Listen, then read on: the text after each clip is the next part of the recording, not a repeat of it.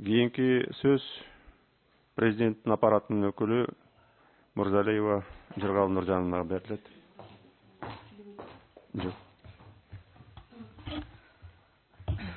Урматтуу төрага, урматтуу Конституциялык палатанын судьялары, доогердин Жорокуловдун жогоруда айтылган ченемдер конституциялык эмес деген жүйөлөрүн төмөнкү себептер менен боюнча негизсиз деп эсептейбиз.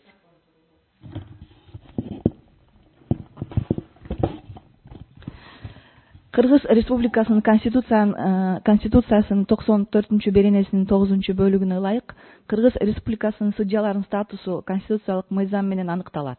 Анда судьялардын кызмат ордуна талапкерлерге кошумча талаптар жана Жогорку соттун Конституциялык палатасынын жана жергиликтүү соттордун судьяларына белгилүү бир чектөөлөр белгилениши мүмкүн. Кыргыз Республикасынын судьяларынын статусу жөнүндө Кыргыз Республикасынын Конституциялык мыйзамынын 15-беренесинин 3-бөлүгүнө жана 17-беренесинин 2-бөлүгүнө ылайык Жогорку соттун Конституциялык палатасынын жергиликтүү соттун судьясынын кызматын ээлөөгө биринчи жолу талапкерленген жана судьялык иш стаждары жок адамдарга, ошондой эле судьялык иш стаждары бар адамдарга, ошол эле убакта алардын конкурска катышууга арыз бергендиги менен судьялык кызматтан бошотулган же судьялык ыйгарым укугу токтотулган мөөнөттүн ортосундагы тыныгуу 10 жылдан ашса, анда төмөндөгүдөй кошумча талаптар белгиленет. Квалификациялык экзаменди берүүнүн натыйжалары боюнча берилүүчү сертификаттын болушу. Экзамен талапкерлердин окуусунун жыйынтыктары боюнча тапшырылат.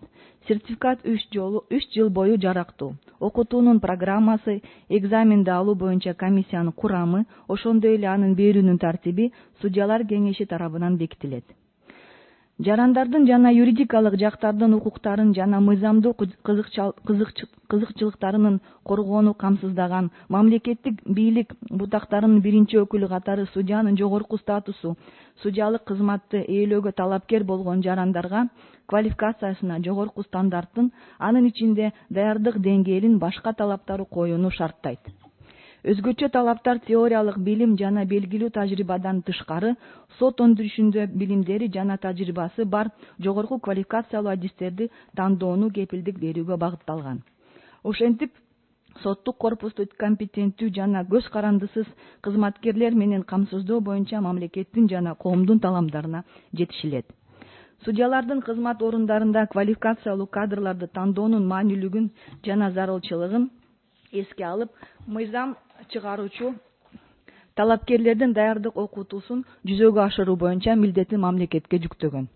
Бул тажрыйба күчтүү, көз карандысыз, компетенттүү сот бийлиги бар европалык өлкөлөрдүн тажрыйбасынан алынган.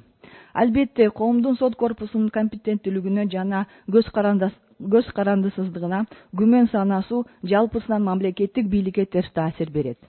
Коюлган талаптардын деңгээли, алардын көлөмү коомдук муктаждыктарды белгилейт. Талап канчалык жогору болсо, ошого жараша судьянын кызмат ордуна талапкери да мыкты, сот корпусунун сапаттык курамы да ошончолук жогору болорун белгилей кетүү керек. Сот ишинде тажрыйбасы жок адамдардын окутуудан өтүүсү кесиптик жана моралдык сапаттары боюнча сот адилеттигин ишке ашырууга даяр болгон жогорку квалификациялуу адистерди тандоо максатына негизделген. Компетенттүү, көз карандысыз, бейтарап сот корпусун түзүү боюнча максатка жетишүү кандайдыр конкурстун жүрүшүндө жана талапкерлерди даярдоочу окутуу процессинде келип чыккан, анын ичинде талапкерлер үчүн да материалдык жана уюштуруучулук мүнөздөгү кыйынчылыктарды актайт. Биринчи кезекте судьянын кызмат ордуна талапкер адам конкурс өткөн учурда абдан жоопкерчилик жөнүндө кабардар болуп, тиешелүү жол жоболорду өтүүгө жана судьялык милдеттерин туура аткарууну улантуу үчүн белгилүү бир чектөөлөрдү кабыл алууга даяр болушу керек. Талашылуучу ченемдердин жогоруда көрсөтүлгөн максатына ылайык алар коомдун жана мамлекеттин кызыкчылыгына кабыл алынган деп айтса болот. Бул эрежелерди дискриминациялык мүнөзү жөнүндө жүйөлөр сынга туруштук бере албайт, анткени бул ченемдер белгилүү бир экономикалык статуска ээ адамдардын чектөөгө жол бербейт. Талаптар бир гана билимге, эмгек стажына, жаш куракка, тийиштүү даярдык болушуна карата коюлат. Арыз ээсин Бишкек шаарында окутуудан өтүү жана сертификат алуу жөнүндө талап аймактардан келген талапкерлер үчүн бирдей эмес шарттарды түзөт деген пикир да негизсиз. Арыз ээси өзү талапкерлердин көпчүлүк бөлүгү республиканын башка аймактарынан экендигин белгилейт. Бул жагдай конкурска катышууга жана региондордун өкүлдөрүнүн окутуудан өтүүсүнө тоскоолдуктар жоктугун тастыктайт. Кыргыз Республикасынын судьяларынын статусу жөнүндө конституциялык мыйзам менен талапкерлердин мүлктүк абалына, жашаган жерине карата чектөөлөр коюлган эмес.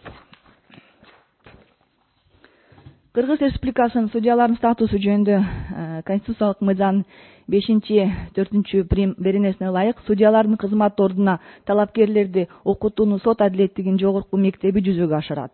Судьянын кызмат ордуна талапкер болгон адамдар 1 жылга чейинки мөөнөттөгү окуудан өтүүгө тийиш. Бул мезгилдин аралыгында ага иш орду боюнча эмгек акысы сакталбаган эмгек көргүсү берилет. Окуу аяктаганда квалификациялык экзаменди өткөрүлөт. Судьялардын кызмат ордуна талапкерлерди окутуудан өткөрүүнүн тартиби жана мөөнөттөрү жогорку соттун төрагасы жана судьялар кеңеши тарабынан аныкталат. Программа окууга тапшыруу предметине квалификациялык экзамен берүүнү жана бүтүрүүчү билимдерин экзамендерин берүүнү карайт. Анын натыйжалары боюнча сертификат берилет. Маалымат иретинде Россия Федерациясында судьянын кызмат ордуна талапкерлерди окутуу мыйзам менен каралган эмес. Бирок судьялар кызмат ордуна дайындалгандан кийин тийиштүү окутуудан өтүшү жөнүндө көрсөтүлгөн.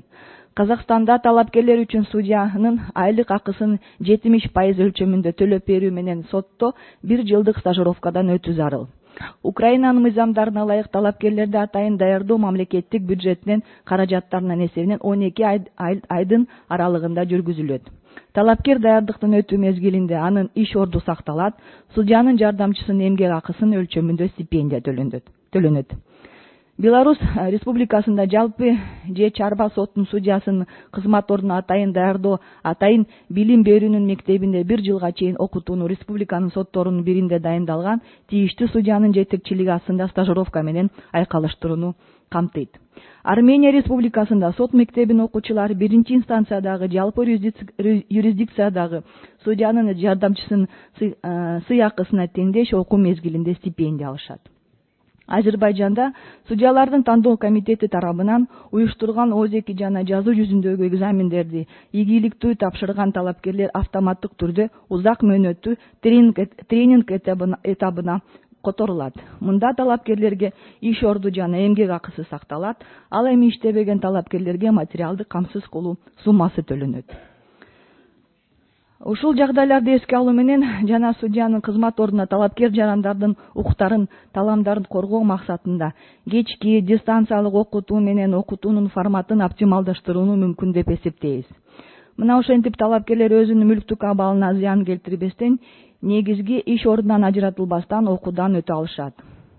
Бардык ушул маселелерди Кыргыз Республикасынын жогорку сотунун жана судьялар кеңешинин деңгээлинде чечсе болот. Ошентип Кыргыз Республикасынын конституциялык мыйзамын талашылып жаткан ченемдери Кыргыз Республикасынын конституциясына карама-каршы келбейт жана конституциялык эмес деп таанылышы мүмкүн эмес. Натыйжасында Жорокуловдун өтүнүчүн канааттандыруусуз деп калтырууну суранабыз. Рахмат.